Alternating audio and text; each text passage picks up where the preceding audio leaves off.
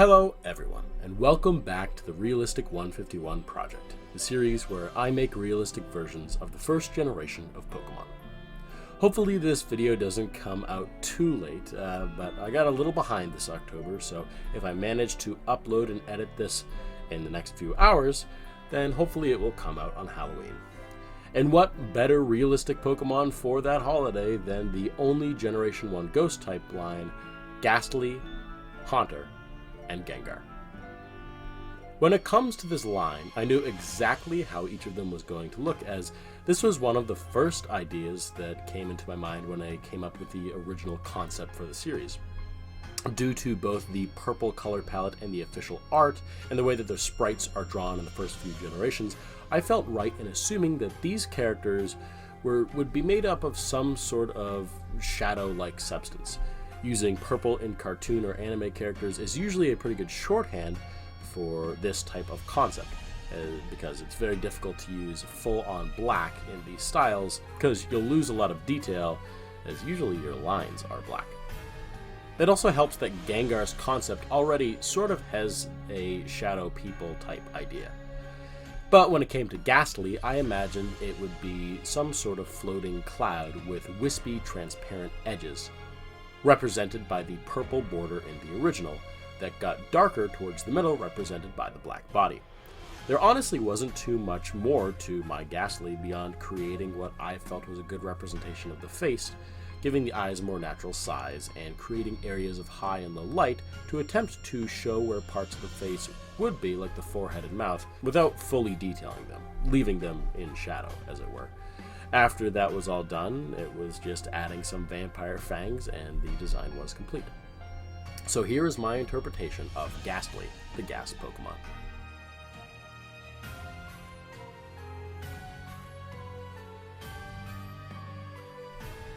Next was Haunter, which was the most challenging of the three designs due to its shape. Not to say that it was a particularly difficult design to do, as this line has been one of the most straightforward processes I've had so far.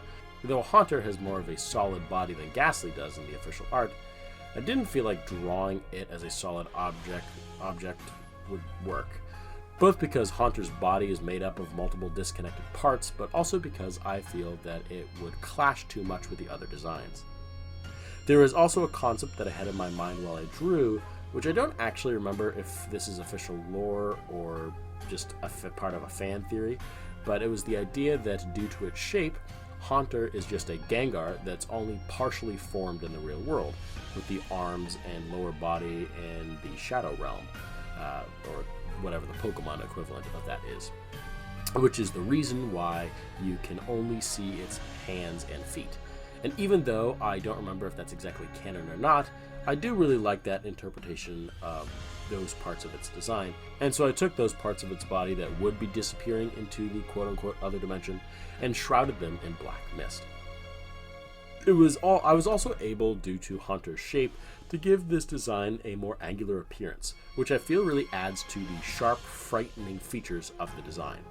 I know that a lot of people dislike more horrifying interpretations of realistic Pokemon, which can be a very popular aspect when it comes to other people doing this concept. And although I mostly agree, I do think that making this line scary is appropriate, as not only are they ghost-type Pokemon, and ghosts are sort of supposed to be scary, but in the case of this specific line, some people are scared of them in-universe, so I feel like giving them an at minimum unnerving design lends to the idea that not all Pokemon are cutesy in-universe, even though the art style makes them appear that way. So here is my interpretation of Haunter, the gas Pokemon.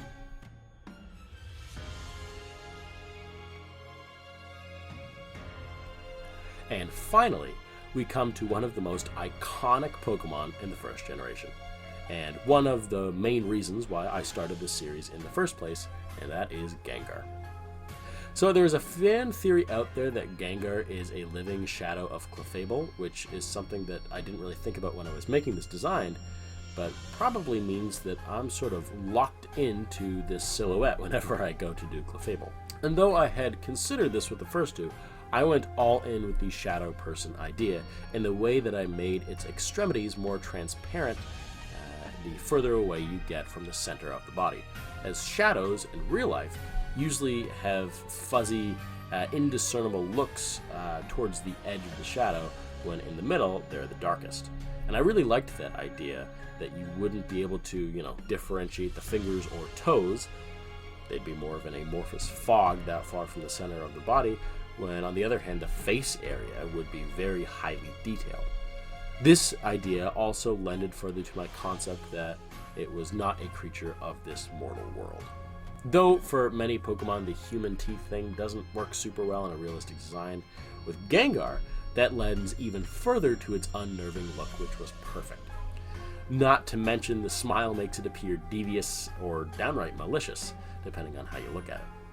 The eyes being red also really helped, as I was able to give them this cool glowing effect, which references that whole idea of red eyes peering out from the darkness. I can totally imagine that encountering this Pokemon in the wild would probably give you quite a fright.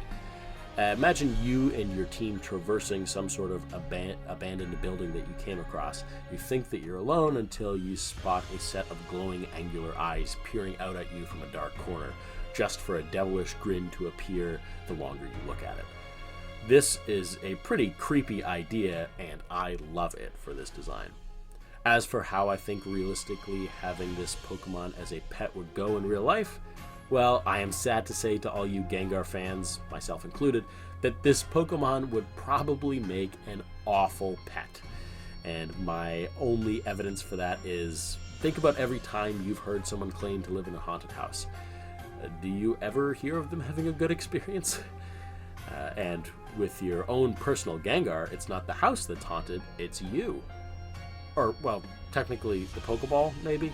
I actually don't really know how that would work, but I know it wouldn't be fun.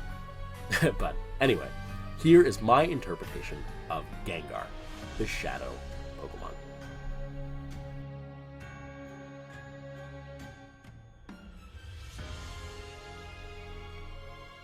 So here are how I imagine Gastly, Haunter, and Gengar to look in a realistic style. What do you think? Let me know if you like them, or if you interpret their designs differently in the comments below. I know I only made 3 spooky Pokemon videos this month, but I actually have made a 4th. I just didn't get around to writing and editing it, and that would be the Drowsy and Hypno video. I'm still going to come out with that in probably about a week's worth of time, but you'll just have to wait for November for it. But as always, thank you all so much for watching, and a special thanks to my patrons STE, Alan Michael White, R.O. Bolt, and Griffin for your continued support. It truly means the world. If you want to join them in their support of series like the Realistic 151 on this channel by getting cool perks like early access to my videos, then you can do so by clicking the link in the description below and signing up for as little as $3 a month. Even better, it's no commitment, so if you find that it's not quite your thing, you can cancel at any time. Thank you again to my patrons, and thank you all for watching. If you like this video, then leave a like, and if you want to see more videos like it, then subscribe and turn on the bell to get notified when I upload next.